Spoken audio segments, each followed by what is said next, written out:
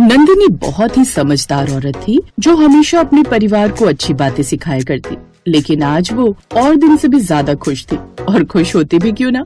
उसने अपने इकलौते बेटे अतुल की शादी गांव की लड़की काजल से जो करवा दी थी।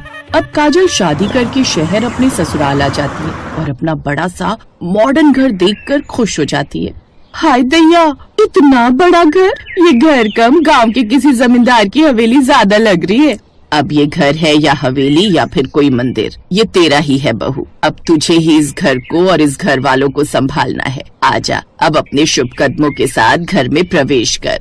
काजल अब अपनी सास की बात सुनकर खुश हो जाती है और उसके बाद अपने ससुराल में गृह प्रवेश करती है। उसके ससुराल में बहुत सारी आधुनिक चीज रखी हुई थी। काजल अपने घर आकर बहुत ज्यादा खुश थी, लेकिन उसकी खुशी मायूसी में बदल जाती है तब जब वो अगले दिन जाकर अपनी रसोई देखती है। वो देखती है कि वहाँ पर तरह तरह की मशीन रखी हुई थी। ये देखकर वो परेशान हो जाती है और कहती है, हाय राम जी, ये सब क्या है? यहाँ पर तो कई तरह की मशीन रखी है और आधे से ज्यादा मशीन का इस्तेमाल करना तो मुझे आता ही नहीं है। तभी वहाँ पर पायल छनकाती हुई उसकी सास नंदिनी आती है और कहती है, क्या बात है बहू, अभी अभी तू इस घर में आई है और अभी से तेरे चेहरे की रंगत उड़ गई।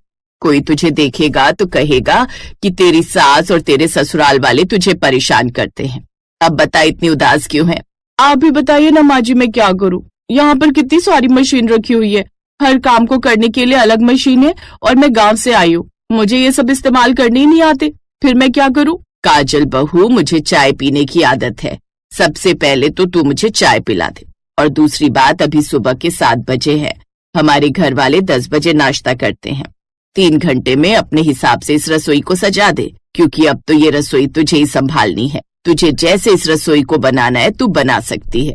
काजल ये बात सुनकर खुश हो जाती है। अपनी सास नंदिनी को चाय बनाकर पिलाती है। चाय पीकर नंदिनी अपने कमरे में चली जाती है तो वहीं काजल कहती है, अब हुई ना बात, हम इस रसोई को ऐसे बना देंगे कि ऐसा लगेगा कि शहरी घर के अंदर गांव की रसोई है।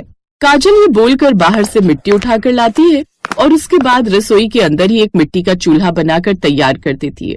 वो आधे से ज्यादा बर्तन नीचे जमीन पर सजा देती है और फिर थोड़ी देर में खाना बनाना शुरू करती है। रसोई से तेज धुआं उठने लगता है। तभी उसका ससुर रसोई में जाता है और कहता है, अरे भागो भागो, रसोई में आग लग गई है, इतना धुआं उठ रहा है, अरे भागो जल्दी। तो काजल को जमीन पर बैठकर खाना बनाते हुए देखता है और घर वालों को आवाज लगाकर बुलाता है, अरे नंदिनी, जरा यहाँ आओ। देखो ये काजल बहू ने क्या रायता फैलाया हुआ है। कल को पड़ोसियों तक धुआं जाएगा तो वो भी फायर ब्रिगेड वालों को फोन करके बुला देंगे। नंदिनी रसोई में आती है और काजल से कहती है, ये सब क्या है काजल बहू? मैंने तुझे रसोई को अपने हिसाब से संभालने के लिए कहा था, लेकिन तूने ये रसोई का क्या हाल कर दिया। और ये चूल्हा जलाने के लिए तू लकड़ी लेकर कहाँ से आई है? माँ जी, रसोई के अंदर एक कुर्सी रखी हुई थी, मुझे ऐसा लगा वो फालतू है तो मैंने उसे तोड़कर चूल्हे में आग लगा दिया। मेरा मतलब है चूल्हा जला दिया। वैसे भी कुर्सी का क्या काम, गृहिणी को तो खड़े होकर काम करना चाहिए या फिर जमीन पर बैठकर। काजल के ससुराल वालों को समझ में नहीं आता कि काजल के इस भोलेपन पर वो हंसे या फिर उसे समझाने की कोशिश करे, जिसके बाद ये सब संभालने की जिम्मेदारी नंदिनी का बेटा लेता है। काजल, ये शहरी रसोई है, इससे तुम अपने गांव की देसी रसोई नहीं बना सकती हो, इसलिए तुम्हें ये चूल्हा यहाँ से हटाना होगा। यहाँ पर सोसाइटी के लोग रहते हैं, इतना धुआं आने से वो लोग शिकायत कर सकते हैं कि हम वायु में प्रदूषण कर रहे हैं। ठीक है अतुल जी, अब से मैं गैस पर ही खाना बनाने की कोशिश करूंगी। कोशिश नहीं काजल बहू, तुम्हें गैस पर ही खाना बनाना होगा, लेकिन तुम ज्यादा फिक्र मत करो, मैं तुम्हें सारी चीजें खुद सिखाऊंगी। नंदिनी भी अब अपनी बहू काजल के साथ मिलकर नाश्ता बनाने लगती है। काजल भी धीरे धीरे रसोई में खाना बनाना सीखने लगती है, लेकिन फिर भी वो अपने गांव की रसोई को बहुत ज्यादा याद किया करती। कुछ दिन गुजरते हैं। ऐसे ही एक दिन नंदिनी और उसका पति बाहर गए हुए थे, तो वहीं काजल अतुल के साथ जाकर थोड़ी शॉपिंग करके आती है और अतुल ने खुश होते हुए कहा, अब तो तुम खुश हो ना काजल, शहर में गांव की देसी बहू की रसोई जो आ गई है। यहाँ पर मिक्सर, जूसर, ग्राइंडर की जगह तुम सिलबट्टे का इस्तेमाल कर सकती हो और इससे किसी को कोई नुकसान भी नहीं होगा। बल्कि पापा को तो सिलबट्टे की चटनी बहुत अच्छी लगती है।